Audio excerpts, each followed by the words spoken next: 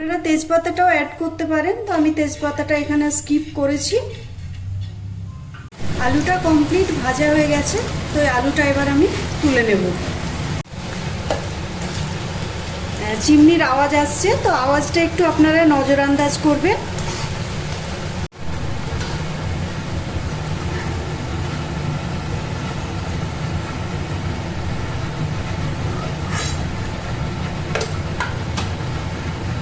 বেরেস্তা তো আমার ভাজা হয়ে গেছে। তো এই যে দেখুন, চিনি দিয়ে বেরেস্তা ভাজলে এই যে একটা মুড়মুড়ে কুড়মুড়ে শব্দ হবে। তো এটা ঠান্ডা হলেই কিন্তু হবে, আর এদিকটা গরম আছে। তো আমি আবার এদিকে আলুটাও ভেজে নেব। আলুটা এই দেখুন একটু ফুড কালার দিয়ে সেদ্ধ করে রেখেছি। তো এবার আলুটা ভেজে নিই। আলুটা তো এদিকে ভাজা হচ্ছে, তো আমি এবার চিকেনটা ম্যারিনেট করে নেব। এখানে আছে আমার প্রায় 1 কিলো 250 চিকেন। তো আমি এবার ম্যারিনেটের জন্য কি কি লাগবে সেটাই দিচ্ছি। এটা জিরের গুঁড়ো, এটা কিন্তু রোদে দিয়ে ড্রাই রোস্ট করে ভাজা হয়েছে। এগুলো কিন্তু সম্পূর্ণ আপনারা আপনাদের আন্দাজ মতো দেবেন। আর আমি দিচ্ছি টক দই পরিমাণ মতো। তারপরে এদিকে দিয়ে দিলাম আদা রসুন একসঙ্গেই পেস্ট করা ছিল সেটা। এইগুলো মাপের থেকেও কি বলুন তো, নিজের নিজের পরিমাপটা দিলে সব থেকে ভালো হয়। দেব এতে লবণ,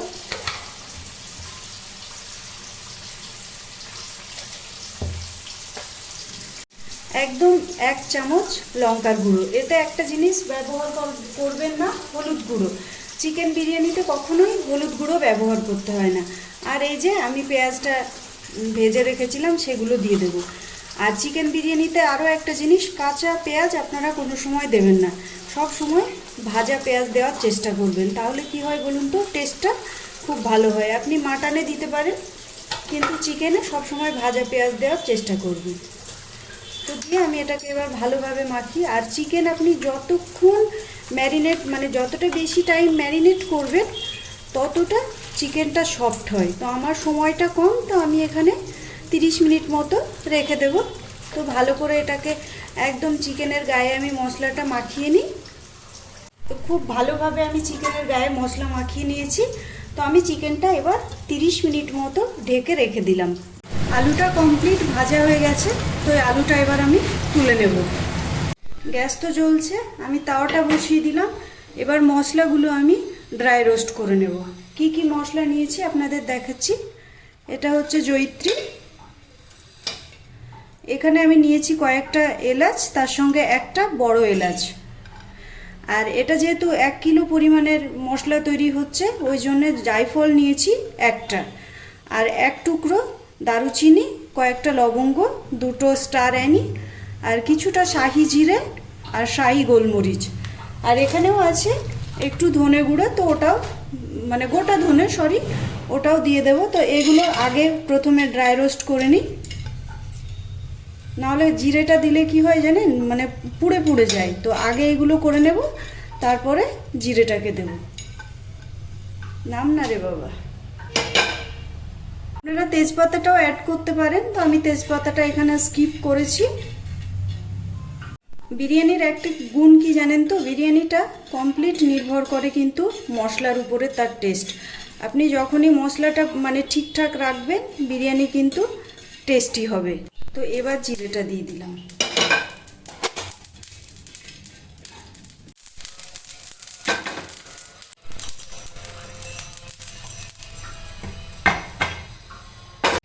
আলুর যে তেলটা ছিল, তো আমি সেখানে অর্ধেকটা তেল নিয়েছি, আর এখানে আমি ঘি দেব। এই তো ঘিয়ের পরিমাপটা দেখুন।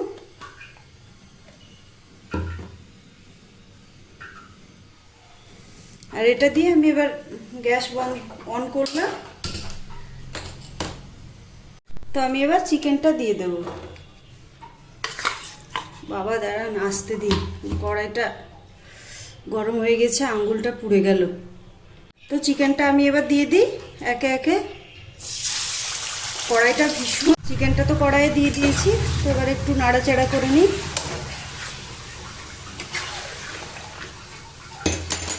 আর এই গামলায় যে জলটা ছিল মানে মশলা, সেটাকেও দিয়ে দিলাম। তো একসঙ্গে এবার হয়ে যায়। চিকেন রান্নাটা তো প্রায় 50% হয়ে এসছে।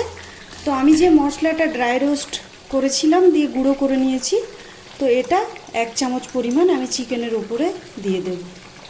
দিয়ে আর কিছুক্ষণ 10 মিনিট মতো আমি চিকেনটা নাড়াচাড়া করে নামিয়ে নেব। যেহেতু দই দিয়ে চিকেন ম্যারিনেট হয়েছে, তো সেই জন্য এই যে মশলাটা দিলাম, দিয়ে ভালোভাবে উপর নিচে করে নাড়াচাড়া করে নিতে হবে। তাহলে দেখুন তলায় আর লাগবেও না। আর এই যে মাংস থেকে দইয়ের তেল ছেড়ে দিয়েছে, নর্মাল যে ঘিটা দিয়েছিলাম সেটাও বেরিয়ে এসছে। তো আর 5 মিনিট মতো একদম গ্যাসটা সিমে করে আমার চিকেনটা হবে। চিকেনটা একদম কমপ্লিট রান্না হয়ে গেছে। তো এবার আমি গ্যাসটা বন্ধ করে দেব।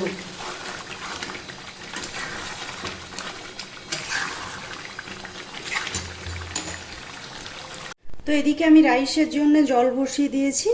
তো জলটা ফুটতে থাক, তারপরে আমি চাল দেব। আর আরেকটা জিনিস লক্ষ্য করবেন, রাইসটাকে সব সময় ভিজিয়ে রাখবেন।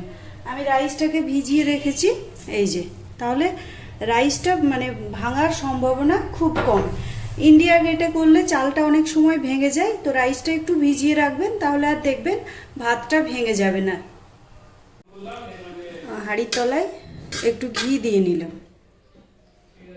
তো একটা মাংসের লেয়ার দিয়ে দিলাম, আর এখানে কিছুটা গ্রেভি দিলাম। আর এবার দিয়ে দেব রাইসগুলো।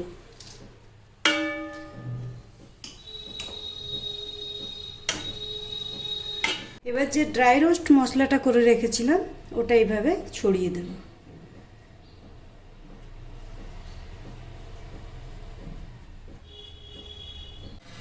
দিয়ে এবার আলু দেব। আমি প্রথমে মানে তলায় যে লেয়ারটা দিয়েছি ওটাতে আলু দিইনি। আলুগুলো এভাবে দিলে কি হয়, যখন বিরিয়ানি কাটা যায় সেটা খুব সুন্দরভাবে কাটা হয়। আর এখানে দিয়ে দেব একটু ধনেপাতা, আর একটু এই যে পেঁয়াজের বেরেস্তাটা। তো এই যে মাংসটা দিয়ে দিলাম, দিয়ে আবার এই সেমভাবে রাইসটা দিয়ে দেব।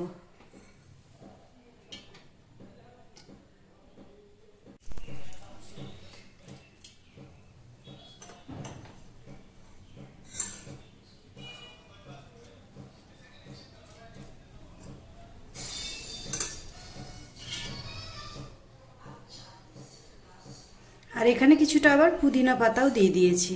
আর উপর দিয়ে একটু ঘি দিয়ে দেব। এটাই একটু একটু করে লাগিয়ে দেব চারিপাশে। তো আজকে জাফরান নেই বলে আমি অন্য সময় জাফরান ইউজ করি। তো এই যে একটু ফুড কালার দিয়ে দিচ্ছি। এটা আমি দুধে করেই গুলে রেখেছিলাম।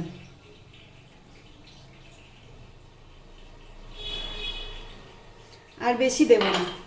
আর এই জায়গাগুলোতে আমি বিরিয়ানি এসেন্সটা দিয়ে দেব। এটা একটু চামচে করে দিলে খুব ভালো হয়। এটা আবার খুব বেশি দেব না, বেশি দিলে বিরিয়ানি খাওয়া যাবে না।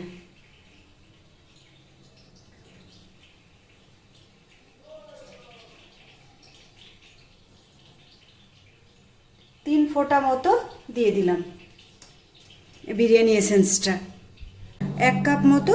তো এটা আমি দিয়ে দিলাম। এটা দিলে কি হবে বলেন তো, ভাতের মানে ভাবটা দম যেটা সেটাও খুব ভালো উঠবে, আর ভাতটা একদম সফট হয়ে থাকবে। তো এবার আমি ঢাকনা বন্ধ করে দেব।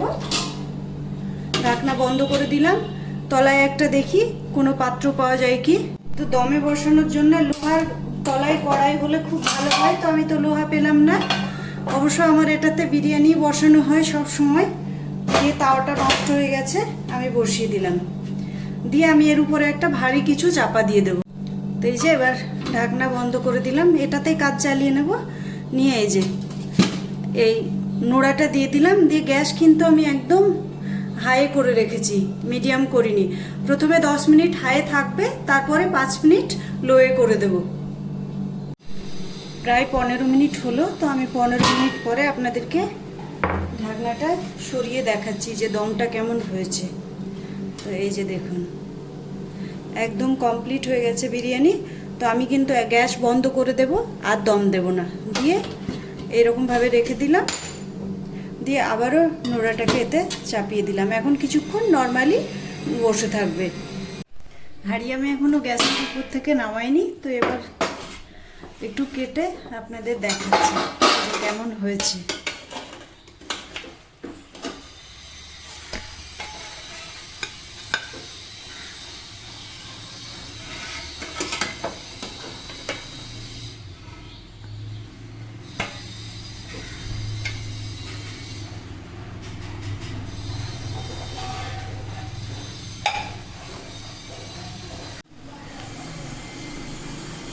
অসাধারণ হয়েছে, দেখেছেন? একটা ভাতও ভাঙেনি আর একদম ঝরঝরে।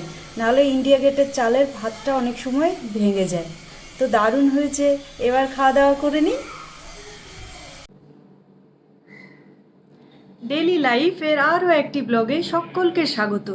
আশা করি প্রত্যেকেই ভালো আছেন এবং সুস্থ আছেন। তো এখন বাজে দুপুর 1:30। ব্লগটা আমি এখন থেকেই শুরু করছি। সারাদিন প্রচুর কাজ হলো। আজকে গ্রাম থেকেই বাড়ি এসেছি। ঘর মোছা, বাসন মাজা, ওগুলো আর আপনাদেরকে দেখায়নি। কাজ করে ক্লান্ত। রান্নাবান্না কমপ্লিট করেছি। তো 1:30 বাজছে, এখনও স্নান হয়নি। তো স্নানটা সেরে নিই। তো বিরিয়ানি কেটে এই যে থালায় করে নিয়ে চলে এসেছি।